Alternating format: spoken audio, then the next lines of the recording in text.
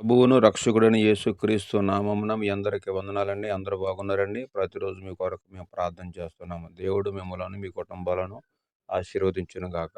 ఈరోజు దేవుని యొక్క వాక్యాన్ని మనం చదువుదాము.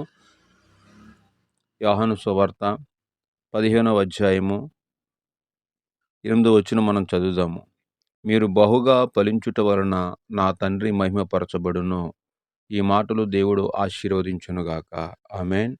నిజమే ప్రియమైన వాళ్ళారా, దే యేసుక్రీస్తు ప్రభుల వారు మనము ఫలించాలని కోరుకుంటున్నారు.